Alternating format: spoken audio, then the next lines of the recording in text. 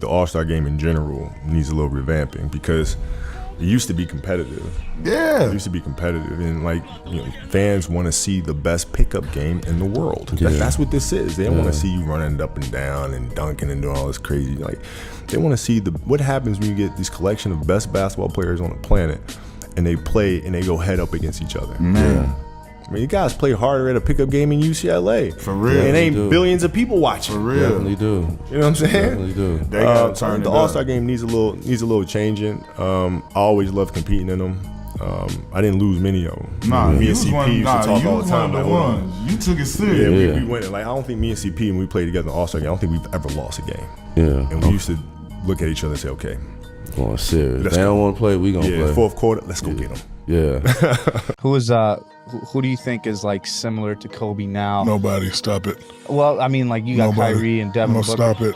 I mean, Will you stop it? well, not. I mean, obviously Will not. you stop level. it?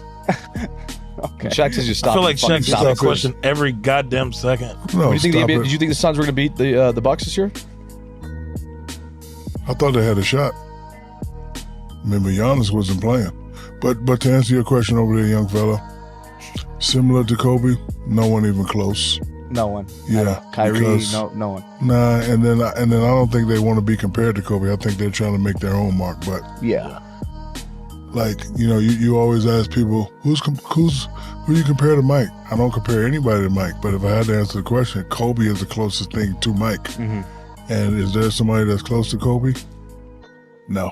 Kobe, we tried everything. He was just, you couldn't stop him. He was Full on Kobe mode. unguardable. Yeah. So one time we kind of had him in the corner and the shot clock was going down and it was right in front of our bench. Somebody played him from the top side so he couldn't turn around over his left shoulder to shoot with the right. So he kind of like is stuck there, he sees the shot clock, he just turns around, shoots it with the left, draws, three-pointer from the corner, and we're all like, what? I mean, it's just, his skill level was unbelievable. There was not one shot that he didn't have in his repertoire. So to me, in my 20 years, he was probably the best offensive player or best player I've seen and faced. So, I don't know, Kobe signed a $136 million contract, something crazy like that, like one of the biggest of our time at the time. And we at the press conference, we're doing our conference for the trade and his for the signing. First thing he said, he was like, yo, you ready to fucking black out? Just looking at me. And I'm like, yeah, like, what the fuck is a black, like, what that mean? He's like, yo, we about to fucking black out. We about to take this shit, like, we taking this to another level. All the stuff that I was learning in Miami about professionalism, competing, the highest level, 10X, communication, I seen it in real time with Kobe. The work ethic, the shots, the preparation, the film, coming back, same thing. Discipline, the time equity into it. I was like, damn, this dude is relentless. What was the one thing Kobe told you that you still carry to this day that really keeps you going? So Kobe, the one thing he gave me, he like, to get the guys that aren't as good as you to follow you, you gotta really teach them the way. Like, I didn't understand that at first. So I was able to get them to believe they were just like me. Kobe would watch film with me, and like I would ask questions like, how do I get them to get the mindset that I have? He's like, you gotta sit down and watch film with them. Their mind has to be where yours is when you're watching film. I used to watch film to see where I can score. That was it. He sent me clips of Steph Curry, John Stockton, Larry Bird, and one other guy about back picks. And when I started seeing back picks, it just started opening shit up. And I didn't even know it. I wish I had that in the season. I would have averaged 37. Yep. No, seriously. I get traded. Shaq comes to Miami. I go to Los Angeles. I'm with Kobe first day. Press conference. He signs like $136 million. Never seen no shit like that before. So I'm like, wow, this is crazy. And the second he signed it, he's like, you ready to fucking black out? We started working out, and I realized what a blackout workout was. It was like you getting your reps in, you getting 50 shots from each spot, 100 makes off the move, you getting all this shit, then you get so tired, you see spots, you blacking out. And that was a blackout. And then guess what? You know, I got to tell you the rest. So after that first workout, and you do ones at the end, you go get you something to eat, you take about 3-4 hours to yourself, and you come back and you black out again. Oh my God. And we did this literally from free agency was always, the first week of July. We did that shit all the way to training camp. To me, basketball on the court, complicated shots, shooting over taller opponents, footwork with extraordinary grace, the elan vital of the athletic balladry that he put on that court. I think there has been nobody better than KobeBryant. I think with the kind of will to win and playing through injury. Here's Michael Jordan. He's sick in one game, has a temperature. Scottie Pippen has to take him off the court. Oh my God, look at him. This man played with a broken finger and won a championship, had to rotate the ball off of the broken finger. I'm not denying the genius of Michael Jordan. I'm saying Kobe Bean Bryant, in my estimation, was the greatest basketball player. Studied the game, was a student of the game, worked harder than anybody else, including Jordan, to do what he did. That's why I think he's the greatest of all time. So wrong. Can you give me your all-time starting five? Oh, of all time? All time. Magic at the point, MJ at the 2, Larry Bird at the 3, Bill Russell at the 4. This is tough.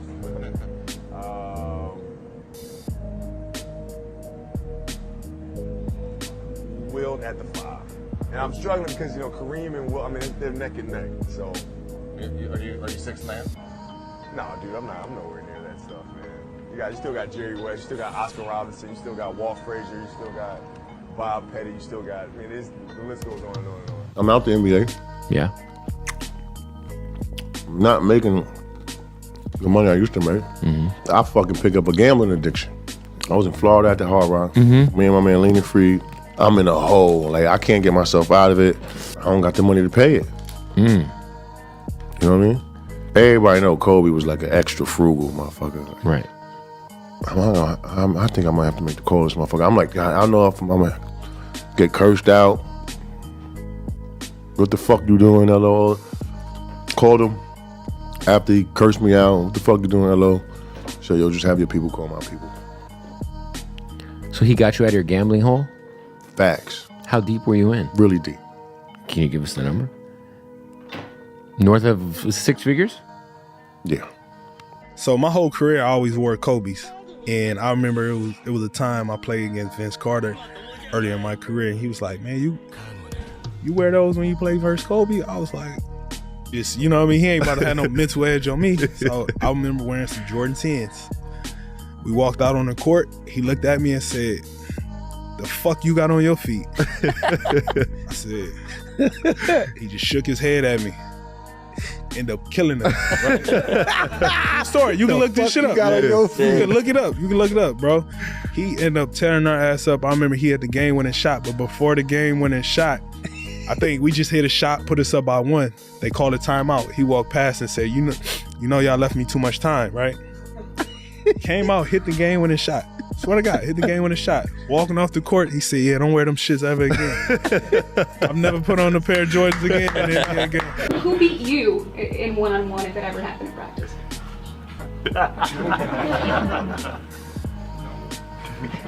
I'm not trying to be, but that's what I do. You know what I mean? So if there's going to be a player that beat me, retired,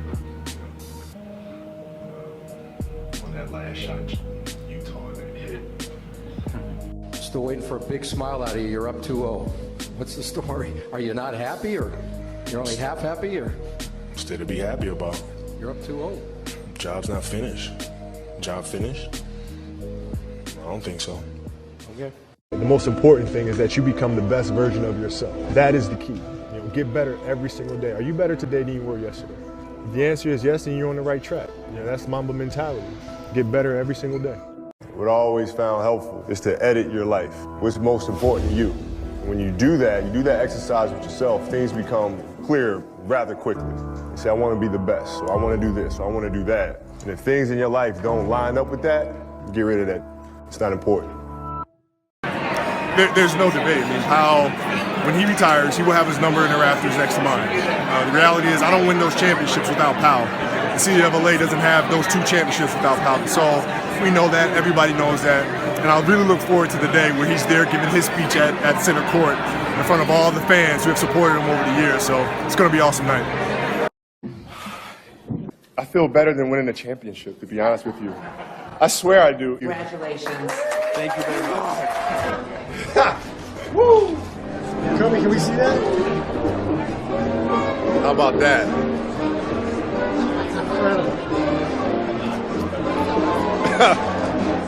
I never told you so. We was in Charlotte. The game was tied. It was only like 4 seconds on the shot clock. You know, Rudy T is drawing up all type of shit. Kobe said, "Fuck that. Just give me the ball right here." He was like, "Whoever want to take the ball out will be part of history."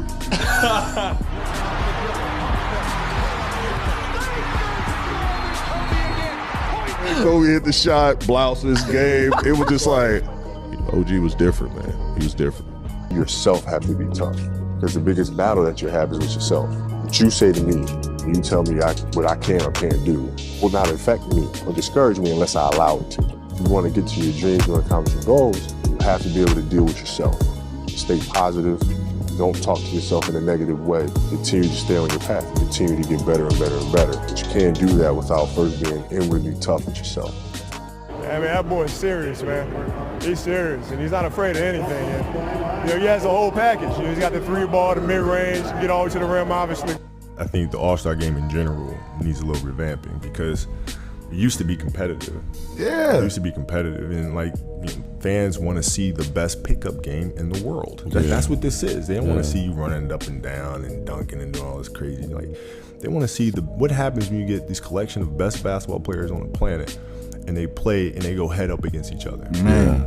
I mean, you guys play harder at a pickup game in UCLA. For real. And ain't billions of people watching. For real. Definitely do. You know what I'm saying? Definitely do. They gotta turn the it up. All-Star game needs a little changing. I always love competing in them. I didn't lose many of them. Nah, me and CP used to talk all the time. One of the ones. You took it serious. Yeah, we went it. I don't think me and CP, when we played together in the All-Star game, I don't think we've ever lost a game. Yeah. And we used to look at each other and say, okay. Oh, serious. If they don't want to play, we gonna play. Fourth quarter, let's go get them. I think the best way to prove your value is to work, is to learn, is to absorb, to be a sponge. But you always want to outwork your potential.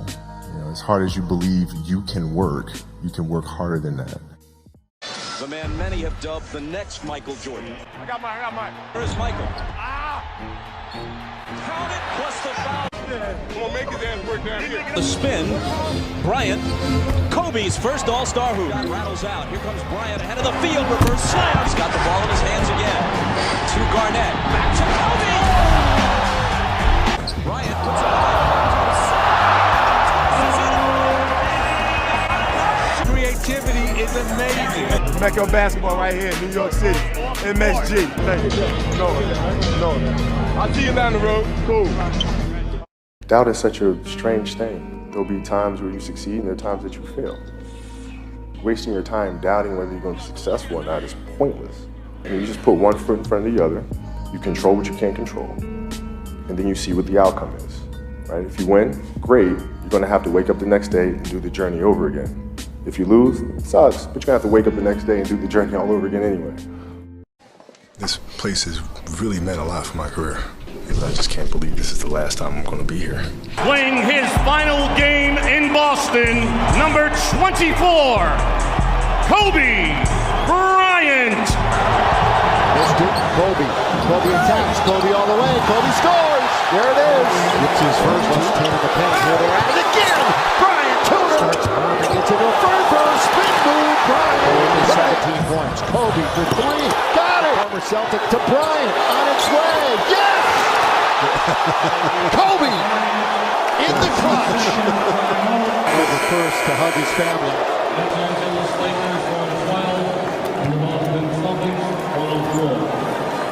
I see too many kids get so discouraged because they're expecting to make this quantum leap, and when that quantum leap doesn't come, it feels like it'll never come.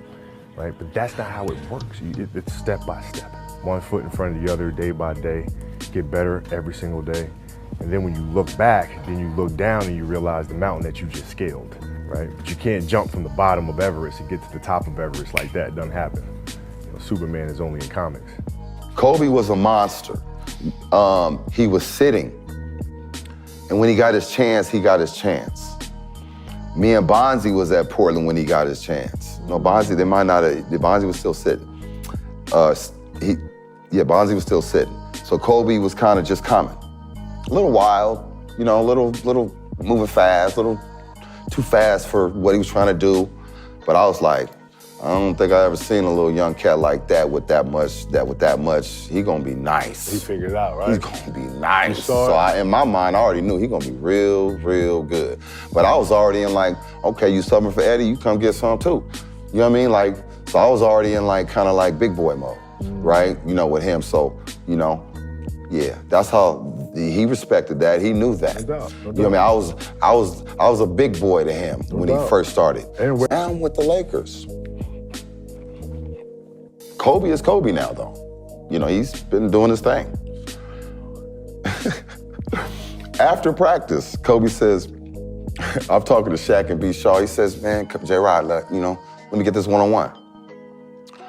I'm not really tripping. He came right up to you? Right up to me. I'm old school, so my training camps and preseason, I used to get in game shape. I've been jet skiing, I've been on my surfboard, I've been chilling, man. I'm not in true game shape. I'm in go mode, and I'm not overweight. I'm in go mode, but I'm not in game shape. Right. He says, let's get that. He's like, Jay, let me get that one-on-one. I'm like,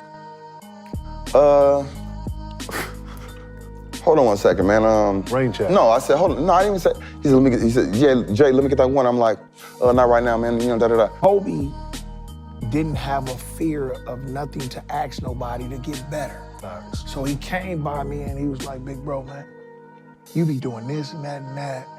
I really want to learn this, man. I really want to learn it because of you. And when he said that, that took something out of me and took something in my heart that a kid with his ability and knowing where he was going wants to really learn, and he doesn't have an ego. He doesn't have an ego. And I don't mind that. I don't care about him knowing how to do it and stop it, because if he knows it, it makes me better too, KG, because I gotta learn how to stop him now. Because I gave him the game, so I gotta learn how to be somewhere else to him to show him something else. And it didn't really bother me. And me and him got so tight, and especially with me going to the Lakers and mentoring him with what he was going through during the time, we got like this. The lesson I cherish the most is how important it is to love what you do. If you love what you do and it's making you happy, all the hard work and perseverance will pay off. You can't stop people from trying to limit your dreams, but you can stop it from becoming a reality. Your dreams are up to you. I encourage you to always be curious, always seek out things you love, and always work hard once you find it. Please know I'm thinking of you, supporting you, and encouraging you always. Peace. Voicemail. You know who this is, motherfucker. Get your ass up, pick up the fucking phone, and call me back. That bullshit you just said. Wow. And don't keep me waiting but so long either. Your ass better not go on the air and say some other shit before you talk to me. What That had you was Kobe. said? What did you say? I would say something along the lines of, you know something? I don't like the way he's playing. It's selfish basketball right now. Look at this shot. Look at that shot selection. Look at this decision. Wow. What the hell is he doing? Blah, blah, blah. And he called me up. And so he called me up, and I'll be like this, what now, man? And he'll say, look, you say you watching basketball. The motherfucker watched the game. You didn't see this person do this. You didn't see him do this. You didn't see this dude miss this back cut. You didn't see this dude miss this dunk. You didn't see him drop the damn 3 passes that I threw to him over the first fucking 20 minutes. The fuck are you talking about?